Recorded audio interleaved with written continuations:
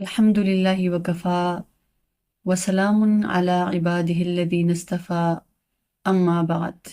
قال الله تعالى في القرآن المجيد: اقترب للناس حسابهم وهم في غفلة معرضون. جو انسان عقل والا ہے وہ ہے جو اپنے نفس کو دبائے اور موت کے بعد کی زندگی کے لیے عمل کرے۔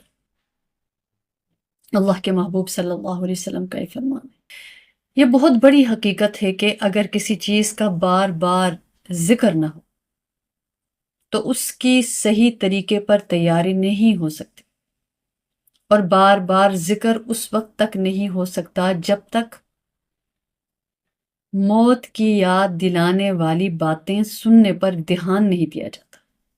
ہم نے اپنے بڑوں سے سنا نا کہ صحبت اختیار کرو، اچھی صحبت، صرف صحبت نہیں، اچھی صحبت اختیار کرو۔ یا ایھا الذین آمنوا اتقوا اللہ وکونوا مع الصادقین۔ تو جب ہم اچھی صحبت اختیار کرتے ہیں وہاں پر ہمیں نصیحت کی باتیں ملتی ہیں، نفع کی باتیں ملتی ہیں، ایسی باتوں کا پتہ چلتا ہے جن سے ہماری زندگی کے ساتھ ساتھ ہماری آخرت بھی سنورتی ہے۔ تو اس لیے ہمیں ایسے لوگوں کی صحبت میں بیٹھنا چاہیے، ایسے لوگ تلاش کرنے چاہیے جو حقیقی اعتبار سے ہمارے لیے خیر خواہ۔ جو بھی انسان اس دنیا میں آیا اسے یہ دنیا ضرور بالضرور ایک نہ ایک دن چھوڑنی ہے، یہ حقیقت ہے۔ جو اللہ کو نہیں مانتا وہ بندہ بھی اس بات کا اقرار کرتا ہے کہ موت آنی ہے، اس لیے کہ موت وہ حقیقت بلکہ تلخ حقیقت ہے جس سے انکار کی گنجائش نہیں ہے، اور یہ وہ کڑوا گھونٹ ہے جس کو پیے بغیر کسی کو چارہ نہیں ہے۔ دراصل موت ہی قیامت اور آخرت کے حالات کے مشاہدے کا ایک پہلا مرحلہ ہے۔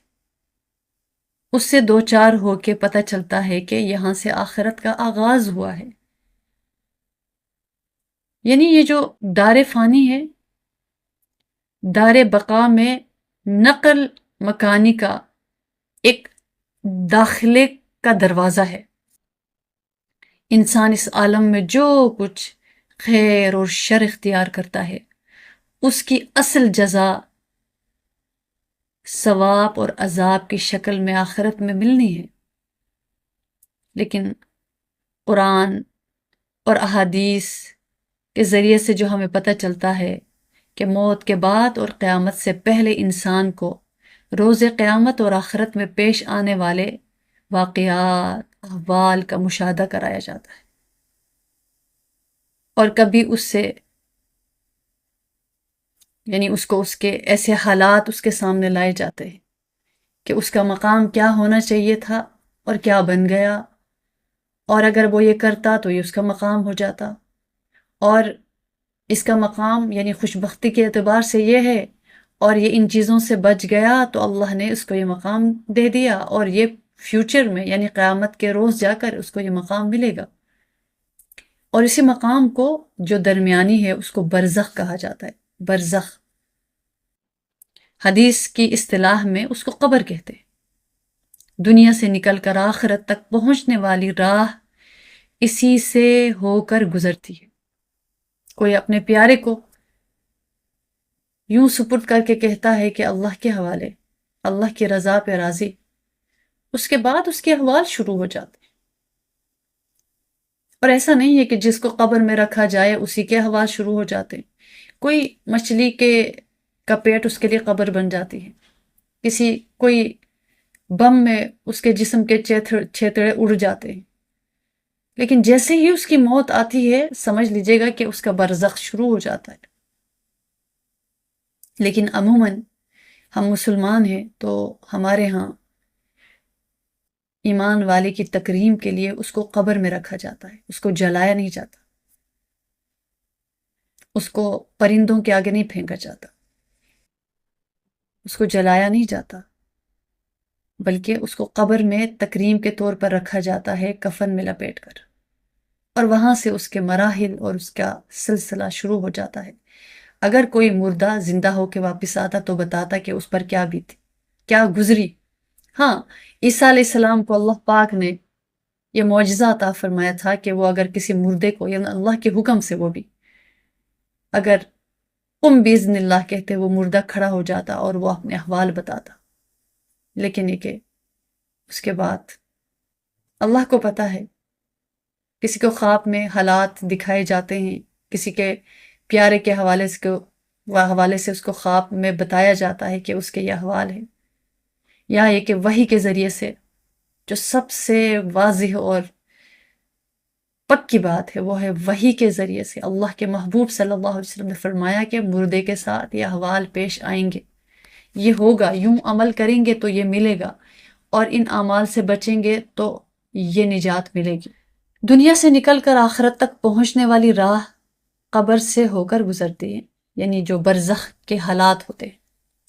کسی بھی انسان کو اس سے مفر نہیں ہے، وہ اس سے بھاگ نہیں سکتا، چاہے وہ نیک ہے چاہے وہ بد ہے، اس سے گزر کے جانا ہے۔ اگر ہم موجودہ دور میں دیکھیں نا، موجودہ دور کے حالات ہیں، یعنی ہمیں نظر آئے گا کہ لوگ اگر تڑپ رہے ہیں، لوگ اگر پریشان ہیں، لوگ اگر دوڑ دھوپ کر رہے ہیں، تگ و دو کر رہے ہیں، صبح شامیں ان کی لگی ہوئی ہیں، صرف اس بات پہ کہ ہمیں دنیا کیسے حاصل ہوگی، ہمیں دنیا میں عزت کیسے ملے گی، ہم دنیا میں نام کیسے کمائیں گے، ہم دنیا میں مشہور کیسے ہوں گے، دنیا میں ہماری عزت کیسے بنے گی۔ ٹھیک ہے کہ اللہ کے حبیب صلی اللہ علیہ وسلم نے فرمایا نا، اللہم جعلنی فی عینی صغیرہ وفی اعین الناس کبیرہ، اللہ مجھے لوگوں کی نظر میں بڑا کر دے، معتبر کر دے، اور میری نظر میں مجھے عاجزی، یعنی مجھے چھوٹا کر دے۔ تو یہ عزت جو ہے ہر ایک انسان کا حق ہے، لیکن ایک ہے دنیا کی دوڑ میں لگ جانا۔ اس کے لیے ہم غور کریں اپنے حالات اور احوال پر، کہ ہم 24 گھنٹے جو ہمارے پاس ہوتے ہیں، کہ 24/7 ہم کیا سوچتے ہیں اور ہماری ایکٹیویٹیز کیا ہیں، ان میں واضح ہو جائے گا کہ ہم دنیا کے طلبگار ہیں کہ آخرت کے طلبگار ہیں۔ اسی لیے حضرت علی رضی اللہ تعالی عنہ کا وہ قول ہے نا کہ تم دنیا کے بیٹے نہ بنو، آخرت کے بیٹے بنو، یعنی اس کا مفہوم ہے کہ دنیا تم سے رخ موڑ کر جا رہی ہے اور آخرت تمہاری طرف منہ کر کے آ رہی ہے۔ آج عمل ہے حساب نہیں، اور کل حساب ہے عمل نہیں۔ دنیا کے بھی بیٹے ہیں اور آخرت کے بھی بیٹے ہیں، سو تم آخرت کے بیٹے بنو، دنیا کے بیٹے نہ بنو، یعنی دنیا والے نہ بنو، آخرت والے بنو۔ یہ ایمان والوں سے کہا جا رہا ہے۔ تو آج اسی دنیا کی دوڑ میں لگ کر جب اس کو وہ نہیں ملتا تو پھر انزائٹی، تو پھر ڈپریشن، پھر بیماریاں، پھر احوال، پھر حالات، ہم کچھ اور سوچ رہے ہوتے ہیں، ہمارے ساتھ کچھ اور پیش آ رہا ہوتا ہے، اس کی پریشانی الگ۔ کوئی شادی کا سوچ رہا ہوتا ہے، اس کو مہلک بیماری لگ جاتی ہے۔ کوئی اپنے بچوں کو بسانے کا سوچ رہا ہے، اس کا مال ہی ڈوب گیا۔ کوئی اپنے گھر کو خوشی خوشی بسانے کا ارادہ تھا، نیا گھر بن گیا، پیارا ہی بچھڑ گیا۔ یعنی انسپیکٹڈ چیزیں ہو رہی ہیں۔ یعنی دنیا یہی ہے نا، یہ دنیا کیا ہے؟ دھوکے کا گھر، مکڑی کا جالا، اس سے بھی زیادہ کمزور۔ اس کے ساتھ ہماری امیدیں لگی ہوئی ہوتی ہیں، لیکن یہ پل میں ہمیں دھوکہ دے جاتی۔ بندہ سو رہا تھا، اگلے دن پتہ چلا وہ تو بندہ نہیں ہے، میت ہے۔ اب میت کو کیسے جلدی قبر میں اتارنا ہے، اس کا اہتمام ہوتا ہے، اس کے اعلانات ہوتے ہیں۔ بتایا جاتا ہے کہ فلاں بن فلاں دنیا سے رخصت ہو گیا، اللہ کو پیارا ہو گیا، آؤ اس کے جنازے میں شرکت کرنے۔ کیا سوچ رہا تھا بندہ، اس کے پیارے کیا سوچ رہے تھے اور کیا پیش آیا؟ یعنی اس دنیا میں بندہ کیا سوچتا ہے اور کیا پیش آتا ہے، کچھ بھی اس کی گارنٹی نہیں ہے۔ کیا ہونا ہے اس کے ساتھ کچھ بھی نہیں پتا، اللہ کو پتا ہے۔ اور پھر ہماری زندگی کی دوڑ دھوپ کس پہ لگی ہوئی ہے اور ہم کیا چاہ رہے ہوتے ہیں، ہماری چاہت کا مرکز کیا ہے۔ یعنی بعض دفعہ تو دیکھ کر یوں لگتا ہے کہ موت کو بھول بیٹھے ہیں ہم، بھول بیٹھے ہیں، کہ دیکھ کے یوں لگتا ہے کہ ان کو تو کبھی موت آنا ہی نہیں ہے، ان کو تو موت آنا ہی نہیں ہے، اس نے تو مرنا ہی نہیں ہے، اس کو تو موت آنی ہی نہیں ہے۔ اور اس نے بس دنیا میں جینے کے لیے نوح علیہ السلام کی عمر لے کر آیا ہے، لیکن نوح علیہ السلام جو عمر لے کر آئے تھے وہ بھی اللہ کے پاس واپس چلے گئے۔ تو یہ بہت بڑی حقیقت، بلکہ تلخ حقیقت ہے، کہ بہت مشکل ہے ایک انسان کے لیے ایکسیپٹ کرنا، اس کے باوجود کہ اس کو پتہ ہے موت آنی ہے، لیکن اس کو ایکسیپٹ کرنا کہ اچھا مجھ پہ بھی موت آئے گی، میں نے بھی گزر جانا ہے۔ بہت سے لوگ بہت سمجھدار ہوتے ہیں، اپنی زندگی کو صاف ستھرے طریقے سے چلاتے، ان کو پتا ہوتا ہے، وہ قدم ہی اس طور پہ اٹھاتے ہیں کہ ہم نے ایک دن مرنا ہے، ان کو پتا ہوتا ہے ہم نے مرنا ہے۔ وہ اپنے معاملات کو ہی ایسے چلاتے ہیں، یعنی ان کا ہر کام یوں ہوتا ہے جیسے کہ وصیت اور نصیحت۔ ان کی روز سمجھ لیجیے ڈائری بنی ہوئی ہوتی ہے کہ اگر مجھ پر موت آئی تو ان معاملات کا کیا کرنا ہے۔ اور کچھ کی زندگی اتنی الجھی ہوئی، دوسروں کے حقوق، میراث، رشتہ داروں کے حقوق، کسی سے قرض لے کے رکھا ہوا مال، امانت کا مال، ان تمام معاملات میں کوئی اس کی تحریر، کوئی اس کی وضاحت، کوئی اس کی وصیت، کوئی اس کا گواہ نہیں ہوتا، کوئی اس کا ثبوت تک نہیں ملتا۔ اور یہ لوگ دنیا سے چلے جاتے ہیں، بات والے آپس میں پھر لڑتے رہتے ہیں، لڑتے رہتے ہیں، لڑتے رہتے ہیں۔ وہ ان کا جو پیارا ہوتا ہے وہ یاد نہیں آتا، ان کو یہ یاد ہوتا ہے کہ میرا حق مجھے کیسے ملے گا۔ تو یہ جو جانے والے ہوتے ہیں ایسے اپنا بھی اور اپنے بات والوں کا بھی نقصان کر کے جاتے ہیں، وہ آخری سانس تک لٹکا کے رکھتے ہیں اپنے رشتوں، اور ان کے بعد جو ان کے اولاد میں، ان کے بیٹوں میں قوی ہوتے ہیں، وہ قابض بن کر بیٹھ جاتے ہیں، اور ان کو پھر یاد ہی نہیں رہتا کہ میں نے اپنے باپ کو، اپنے بڑے بھائی کو، اپنے پیارے کو قبر میں اتار کر آیا ہوں۔ وہ ہاتھ جھاڑ کے ایسے آستین چڑھا کے لگ جاتا ہے کہ گویا کہ وہ بس اپنا سرٹیفکیٹ لے کر آئے۔ تو بہت ایسے موقعوں پہ سب سے بڑی بات کیا ہے؟ موت کو یاد رکھنا، کثرت سے رکھنا۔ حضرت ابو ہریرہ رضی اللہ تعالی عنہ کہتے ہیں کہ رسول اللہ صلی اللہ علیہ وسلم نے فرمایا کہ اکثروا ذکر ہازم اللذات، یعنی الموت، لذات اور شہوات کو مٹانے والی چیز یعنی موت کو کثرت سے یاد کرو۔ کل نفس ذائقۃ الموت وانما توفون اجورکم یوم القیامہ فمن زحزح عن النار وادخل الجنۃ فقد فاز وما الحیاۃ الدنیا الا متاع الغرور۔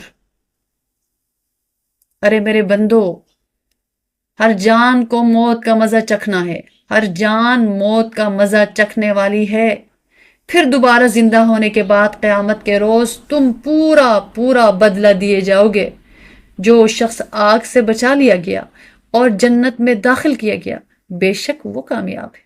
ہم دنیا میں دیکھتے ہیں نا، ہم دنیا میں دیکھتے ہیں، کہتے ہیں کامیاب کون ہے؟ وہ جس کو سب حاصل ہے اس دنیا میں۔ کامیاب کون ہے؟ جس کی زندگی میں کوئی پریشانی نہیں ہے۔ کامیاب وہ ہیں جو اس نے چاہا اس کو مل گیا۔ کامیاب وہ ہیں جس نے جیسا رشتہ چاہا مل گیا، جس نے جیسا گھر چاہا مل گیا، جس نے جیسے گاڑی چاہی مل گئی، اور اپنی اولاد کو جہاں سے سیٹ کرنا چاہ رہا تھا وہ بچے سیٹ ہو گئے، اور جو بھی زندگی میں قدم رکھا کامیاب کامیاب کامیاب، ہم اس کو کامیاب سمجھتے ہیں، زندگی میں ہم ایسے لوگوں کو کامیاب سمجھتے ہیں، لیکن اللہ کے ہاں کرائٹیریا بالکل مختلف ہے۔ اللہ رب العالمین فرما رہے ہیں نہ یہ کامیاب، نہ وہ کامیاب، نہ یہ کامیاب۔ دنیا جیسی تیسی گزر جاتی ہے، روکھی سوکھی سے بھی، بہت اچھا کھا کے بھی، بیمار ہو کے بھی، صحت مند ہو کر بھی، غربت کے ساتھ بھی، امارت کے ساتھ بھی، بادشاہی کے ساتھ بھی، فقیری کے ساتھ بھی، علم کے ساتھ بھی، جہالت کے ساتھ بھی، زندگی گزر جاتی ہے۔ ہاں، الدنیا مزرعۃ الآخرہ، یہ دنیا آخرت کی کمائی کے طور پر ملی ہے، بس اس کو سمجھنا ہے۔ تو یہ بھی، وہ بھی تمام تر مل گیا، یہ کامیابی نہیں ہے، بلکہ اللہ رب العالمین فرما رہے ہیں اصل کامیابی کیا ہے؟ اصل کامیاب کون ہے؟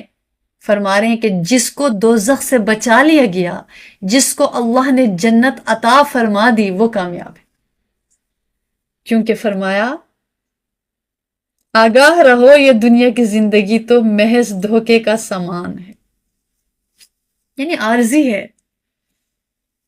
اس کا کوئی عطا پتہ نہیں ہے، آج ہے کل نہیں ہے۔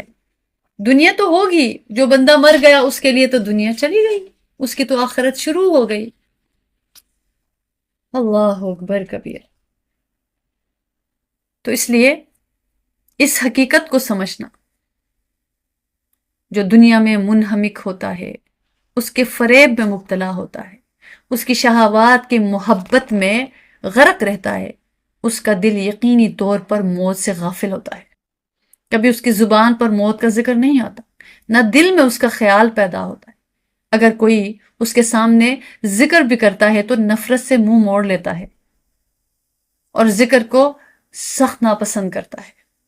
یہی لوگ ہیں جن کے بارے میں اللہ نے فرمایا قُلْ إِنَّ الْمَوْتَ الَّذِي تَفِرُّونَ مِنْهُ فَإِنَّهُ مُلَاقِيكُمْ ثُمَّ تُرَدُّونَ إِلَىٰ عَالِمِ الْغَيْبِ وَالشَّهَادَةِ فَيُنَبِّئُكُمْ بِمَا كُنْتُمْ تَعْمَلُونَ۔